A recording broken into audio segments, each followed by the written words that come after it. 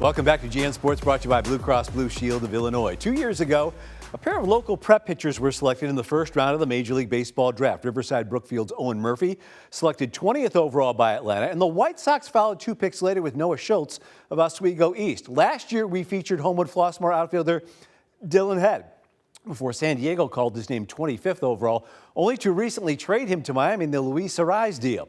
This year, you can expect York High School's Ryan Sloan to join that company.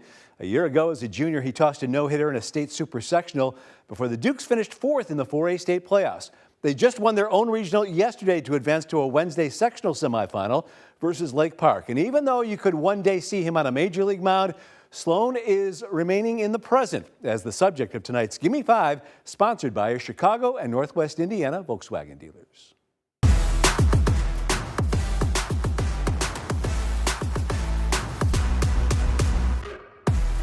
Pitching number 26, Ryan Sloan. Ryan Sloan will one day, perhaps soon, be getting paid to play baseball. But there is no price tag in the final days of what he's enjoying now. High school ball is so fun compared to like the summer ball, just because you're playing with all your friends, you know.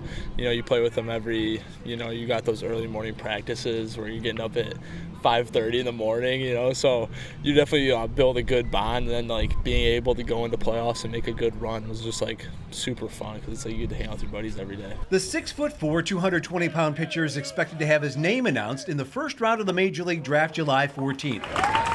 And his genes certainly fit. His father, David, was a catcher on York's Lone State Baseball Championship team in 1993 and played collegiately at Austin Peay University, where he met his wife, Amanda, who's in the school's Hall of Fame for her basketball exploits. It's so helpful to have someone that's kind of like already been through it, as he's played at the highest level. And, my mom was a Hall of Famer at Austin Peay, the same college she went to. So just having like the mental side that they've been through it, they know what it takes to kind of get to the highest level. I think that's been really helpful just in my development of becoming like a stronger mental person and really showing it out on the field. Each of Sloan's stars is accompanied by an audience of Major League scouts impressed by his repertoire and elevated velocity, which in the past 3 years has climbed into the upper 90s. I think a lot of it's gone out to like the training that I've put in over the offseason. I have a good trainer and good pitching coach that really want the best for me, and they set up a nice routine that I can get into every week, and that allows me to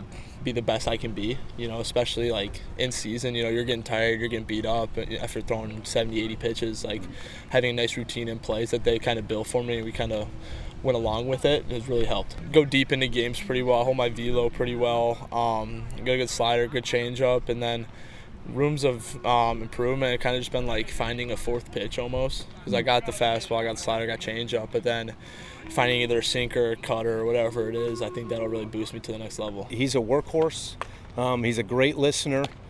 He wants to be great, and he's great at self-evaluating. So after he gets done with that outing, he'll evaluate what he did during that outing, not necessarily the stats, but his results on pitches. And he looks at that stuff and then comes back, makes adjustments for the next start, and he's continuously doing that. And over the course of the 4 years, he's grown into that. It didn't happen freshman year so much, but now with the experience he's got under his belt, it happens every week. But the coach who's overseen the arc of Sloan's development over the past 4 years is as impressed with his intangibles as much as his talent. The best part about Ryan is he's a great teammate, and it's fun to watch him around his teammates interact and have a good time and be a kid.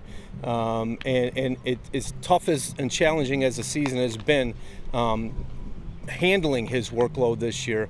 The guys have been great with it. He's been great with the guys, and he wants to just see his teammates succeed. And when Ryan's name is called, he'll have a decision to make: go pro or reconfirm his commitment to Wake Forest, which already has a projected top 10 pick this year in pitcher Chase Burns, and is the same program that made Rhett Lauder the 7th overall pick a year ago. There's so much that goes into it. At this point, I'm kind of at a point where I'm not even really thinking about it. Like, I just want to go out and play baseball, and I'll let everything else take care of itself. So I'm going to stick to my things. I'm going to go do what I do, and then when that time comes, that's when I'll start to think about it. But at this point, I don't even know what I want to do.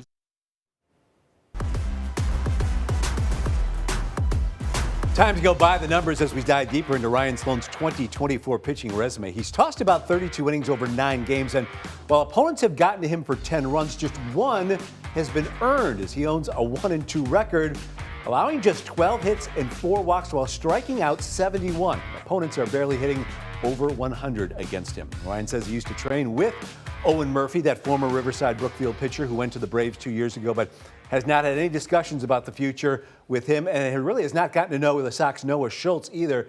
We'd also be remiss to say that former Mount Carmel shortstop Ed Howard is in the Cubs system after they selected him 16th overall in the 2020 draft, but he has battled hamstring and hip injuries during his minor league time. He is currently at Class A South Bend for the Cubs in their organization.